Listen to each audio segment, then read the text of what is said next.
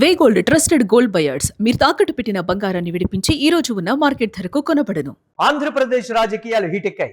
మావిగన్ versus Amaravati కేంద్రంగా రాజకీయాలు మొదలయ్యాయి. వచ్చే ఎన్నికల్లో మావిగన్ మా అజెండా అంటూ వైసీపీ అధినేత జగన్ కీలక ప్రకటన చేశారు. అమరావతి మా నినాదం అంటున్నది టీడీపీ కూటమి. సోషల్ మీడియాలో మావిగన్ కు స్పందన వస్తోంది. ఈ నేపథ్యంలో టీడీపీని ఈ సమాచారం చికాకు పెడుతున్నట్లుగా తెలుస్తోంది. 12 ఏళ్లుగా చంద్రబాబు చెప్పేది ఇదే కదా, మరి మావిగన్ అంటే ఏంటి, ఈ ప్రాంతాలలో కాకుండా గాల్లో కడతారా అంటూ కూడా చెప్తూ ఉన్నారు. మావిగన్ అనేది మేం చెబుతున్న అమరావతి రాజధానిలోనే ఉంది కదా అని కూడా టీడీపీ నేతలు మళ్ళీ యూటర్న్ తీసుకున్నారు. జగన్మోహన్ రెడ్డి ప్రకటన తర్వాత ఏదైతే సామాజిక మాధ్యమాల్లో కావచ్చు కీలక నేతలు బయటకు వచ్చి విమర్శించిన తర్వాత మరుసటి రోజే దీని మీద ఆలోచనలో పడింది. ప్రజల నుంచి అనూహ్యమైనటువంటి స్పందన రావటం, ప్రజల్లో ఈ మావిగన్ అనే దానికి సంబంధించి ఏదైతే 3 ప్రాంతాలు ఉన్నాయో అవి ఆల్రెడీ డెవలప్డ్ అయి ఉన్నాయి. సో దానికి సంబంధించి ఇంకా డెవలప్ చేయాలంటే తక్కువ మొత్తంలో అవుతుంది. ఒకచోటే ఆ స్థాయిలో కట్టడాలు కొన్ని లక్షల కోట్ల రూపాయలు అక్కడ పెట్టేదానికన్నా ఈ 3 ప్రాంతాల్లో అతి తక్కువ మొత్తంలోనే 110 కిలోమీటర్ల పరిధిలో ఒక అద్భుతమైనటువంటి రాజధానిని నిర్మించాలన్నదే జగన్మోహన్ రెడ్డి చేసినటువంటి మావిగన్ ప్రతిపాదన.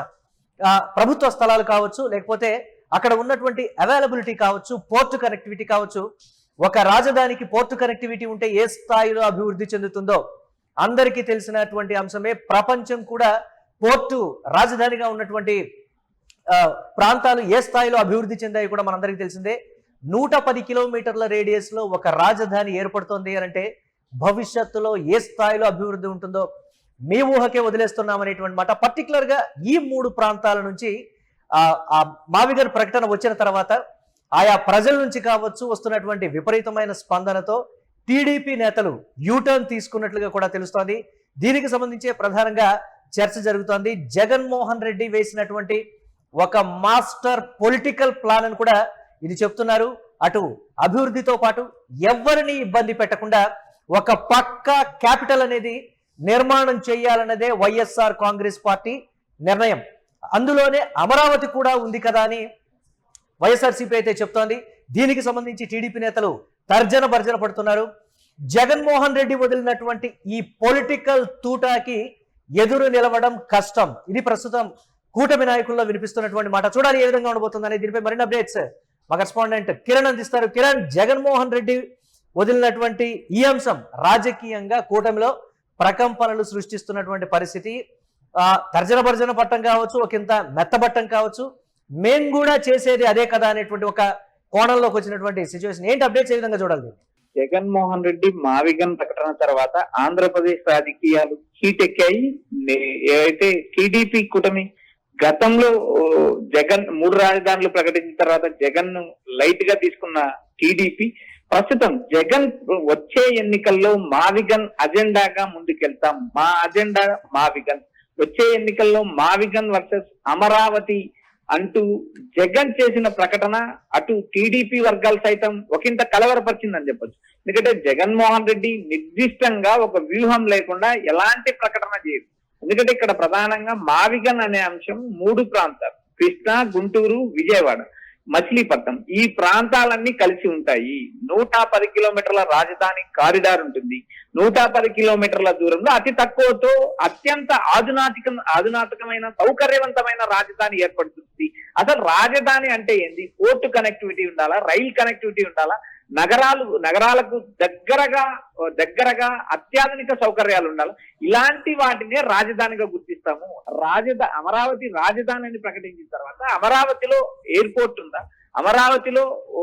అమరావతిలో రైల్ కనెక్టివిటీ ఉందా, అమరావతిలో అత్యాధునిక సౌకర్యాలు ఉన్నాయా, లేదా రాజధాని కారిడార్ లో భాగంగా ఉందా అంటూ వైసీపీ మరోపక్క విమర్శలు కురిపిస్తుంది. ప్రజా రాజధాని అమరావతి కాదు, మావిగన్ ప్రజా రాజధాని అవుతుందంటూ వైసీపీ నేతలు నేరుగా టీడీపీ కూటమిపై విమర్శలు కురిపిస్తున్నారు. మరోపక్క ఒకంత చంద్రబాబు నాయుడు చెప్పింది కూడా ఇదే కదా.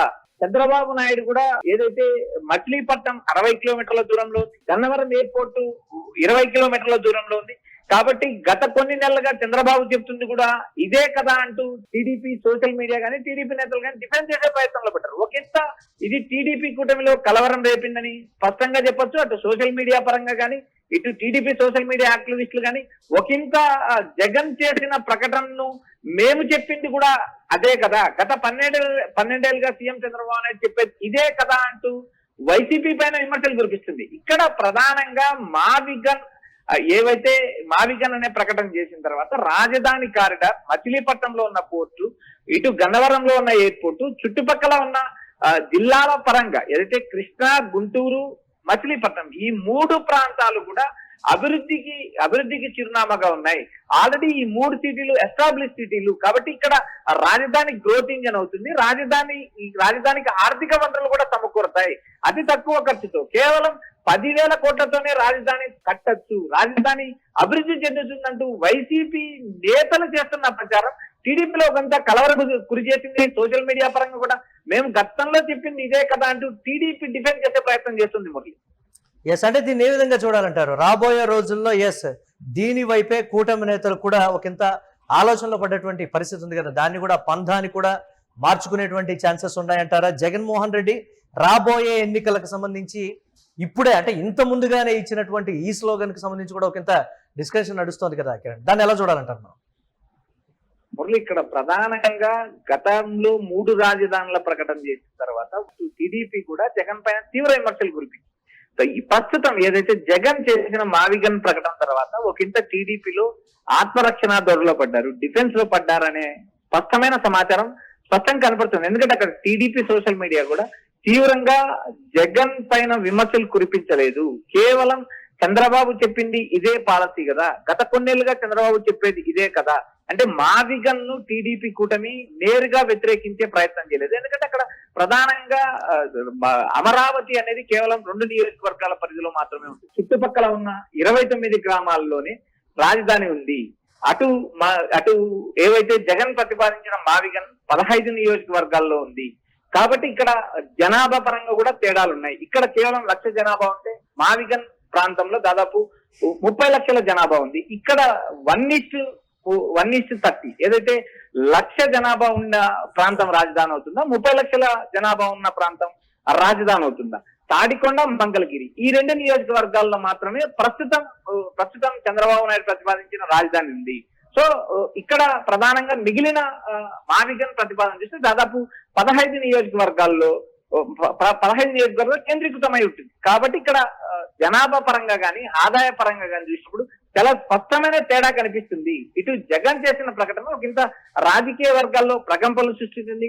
మరోపక్క 2 నియోజకవర్గాలకు పరిమితమైన రాజధాని కావాలా, లేక 15 నియోజకవర్గాలు 3 జిల్లాల వ్యాప్తంగా విస్తరించి ఉన్న రాజధాని కావాలా అంటూ వైసీపీ చేసే ప్రచారం ఇది వైసీపీ ప్రచారం చేస్తుంది. అయితే ఇది రాబోయే రోజుల్లో ఇది జనాల్లోకి వెళితే దీని ప్రభావం ఎక్కువ ఉంటుంది అనే కోణంలో టీడీపీ కూడా డిఫెన్స్ చేసే ప్రయత్నం చేస్తుంది. చంద్రబాబు నాయుడు చేసింది కూడా ఇదే కదా, చంద్రబాబు నాయుడు చెప్పేది కూడా ఇదే కదా. గత 10 ఏళ్ల నుంచి 2014 నుంచి చంద్రబాబు నాయుడు చెప్పేది కూడా ఇదే కోవలో ఉంది అంటూ టీడీపీ డిఫెన్స్ చేసే ప్రయత్నం చేస్తుంది. మరి right, thanks for updates Kiran. ఇక మావిగన్ వర్సెస్ అమరావతి కేంద్రంగా నడుస్తున్నటువంటి రాజకీయాలు ఆంధ్రప్రదేశ్ లో పొలిటికల్ హీట్ పెంచాయని చెప్పాలి. వచ్చే ఎన్నికల్లో మావిగన్ మా అజెండా అంటూ కూడా వైసీపీ అధినేత జగన్ ప్రకటన చేసిన తర్వాత ఆంధ్రప్రదేశ్ లో రాజకీయాలు ఒక్కసారిగా విడికాయి. టీడీపీ కూటమిలో కూడా దీనిపై ప్రధానంగా చర్చ నడుస్తోంది. అంటే మావిగన్ ఏ స్థాయిలో హీట్ని జనరేట్ చేసిందో కూడా అందరికీ తెలుస్తోంది. ప్రజల్లో కూడా ఆలోచన మొదలైంది. ఇది ఆంధ్రప్రదేశ్ లో ప్రస్తుతం నడుస్తున్నటువంటి ఒక పొలిటికల్ డిస్కషన్.